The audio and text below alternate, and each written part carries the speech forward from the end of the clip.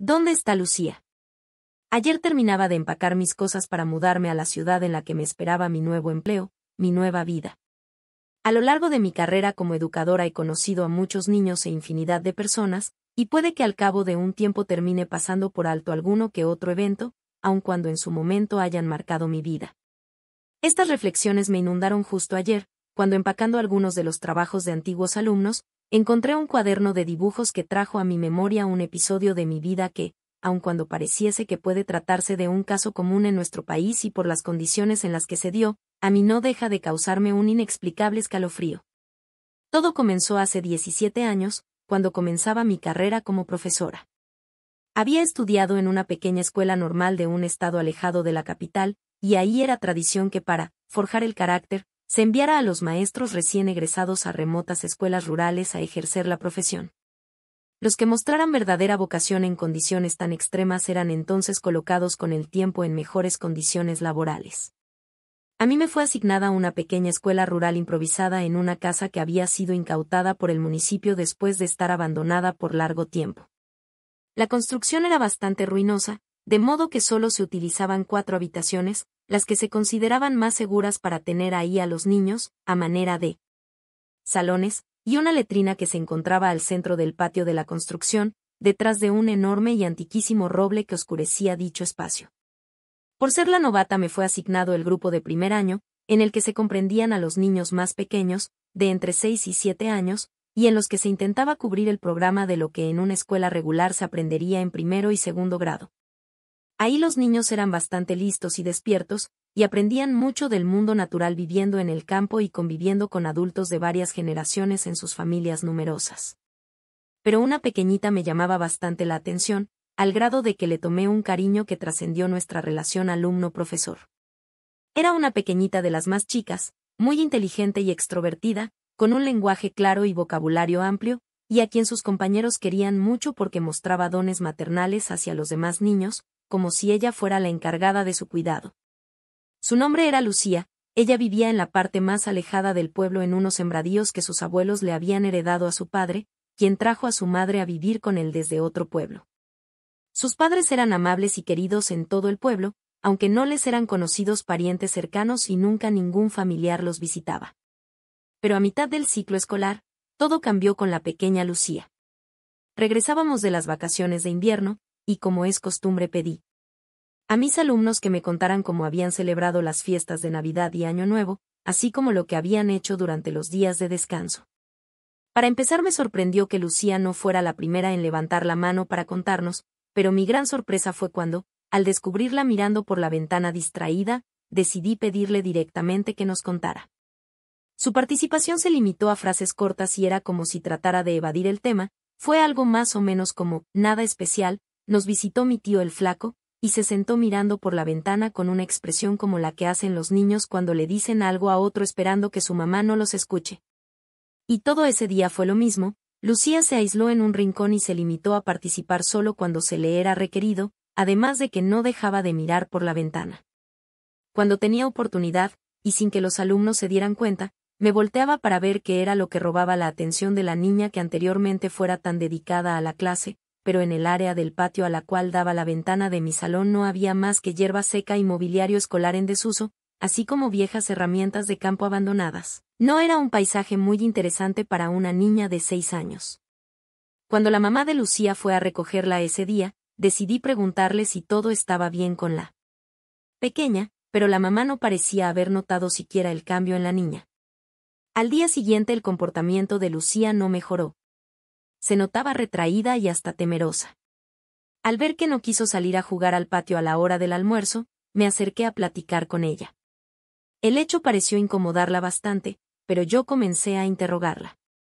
Le pregunté si se sentía bien, si le temía a algo, si algo le había pasado en casa, pero todas sus respuestas se limitaron a sí o no. Hasta que entre mi interrogatorio se me ocurrió preguntar, ¿se trata de tu tío, el flaco? Solo entonces la niña apartó la mirada de la ventana y volteó a verme a los ojos, con una expresión de alarma que no había visto antes en un niño de su edad. ¿Qué? Dijo mirándome con asombro como si de algún modo hubiese descubierto un secreto que no tenía forma de saber. Sentí como si me estrujaran el alma y esperé lo peor. Le pedí que me contara, le dije que podía confiar en mí, que yo la iba a ayudar sin que su tío lo supiera. Entonces miró por la ventana, se acercó a mi oído y susurró con una voz casi inaudible unas palabras que no olvidaré: vino en Navidad. Me pidió que fuera con él, sacó sus manos y patas de monstruo de su traje. Yo lloré y corrí con mamá, pero ella dijo que no pasaba nada. Desde eso me sigue. A todos lados, esperando a que esté solita. Para mí esto era un claro caso de abuso infantil. No podía creer que alguien le hiciera algo así a una niña como Lucía, y mucho menos que sus padres lo permitieran. Hablé con la directora de la escuela, pero ella me dijo que antes de intervenir y meternos en problemas, debíamos estar seguros, así que ese mismo día por la tarde decidí ir a su casa.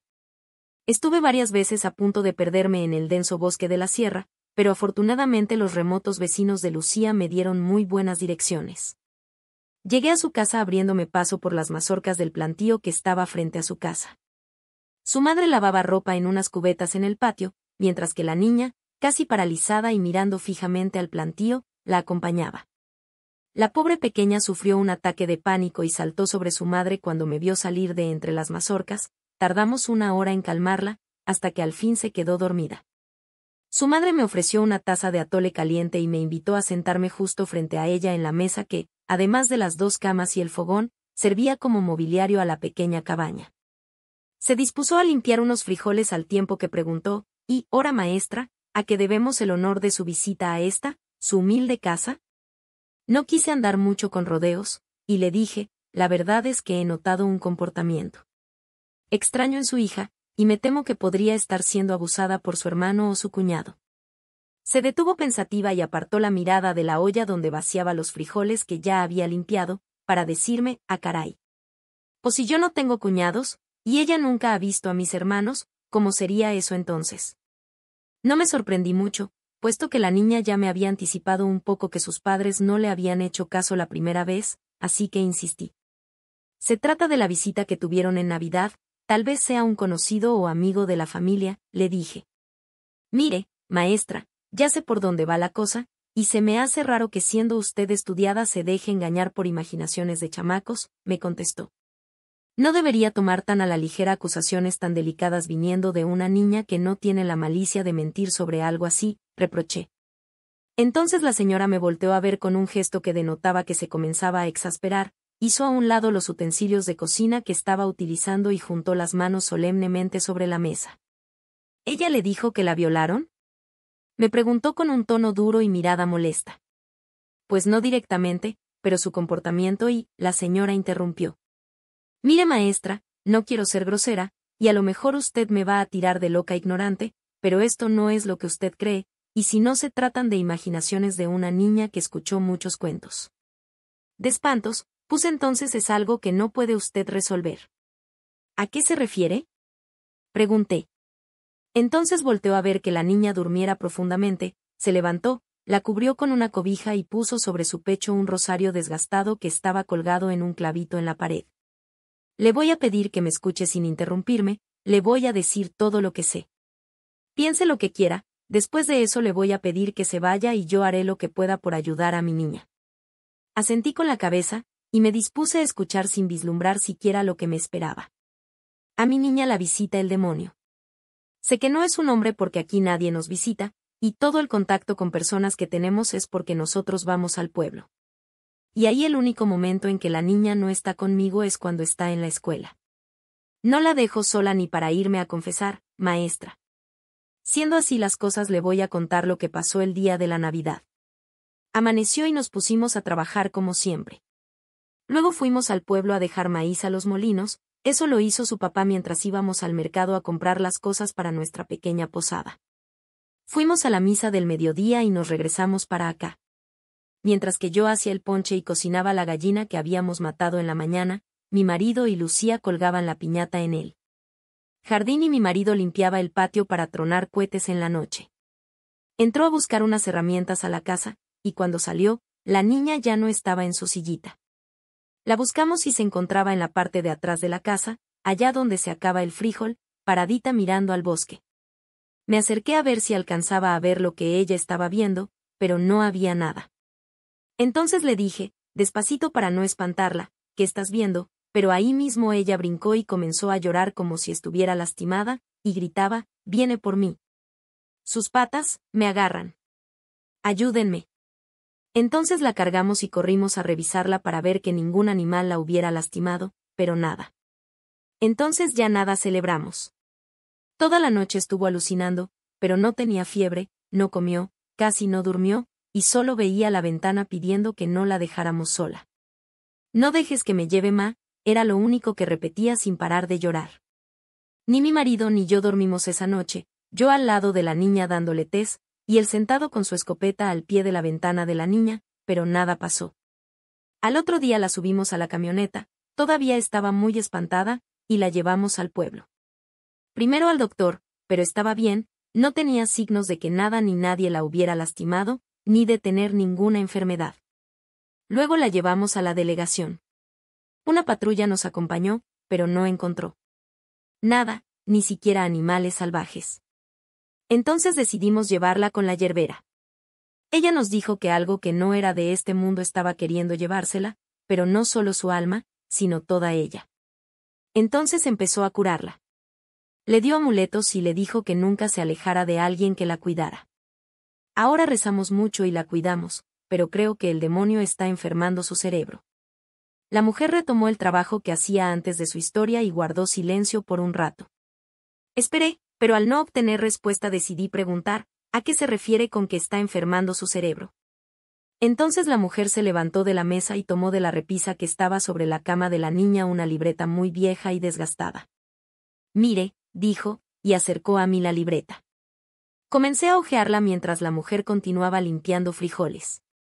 Al principio la libreta tenía cuentas y listas de compras, por la mitad tenía unos cuantos dibujos con craúles de paisajes soleados propios de un preescolar y fallidos ensayos de letras también hechos con craúles de colores, pero en toda la última parte del cuaderno solo se repetían dibujos de arañas de proporciones enormes con respecto a los árboles que las rodeaban, y alrededor de los dibujos muy claramente se leían las palabras «no ir».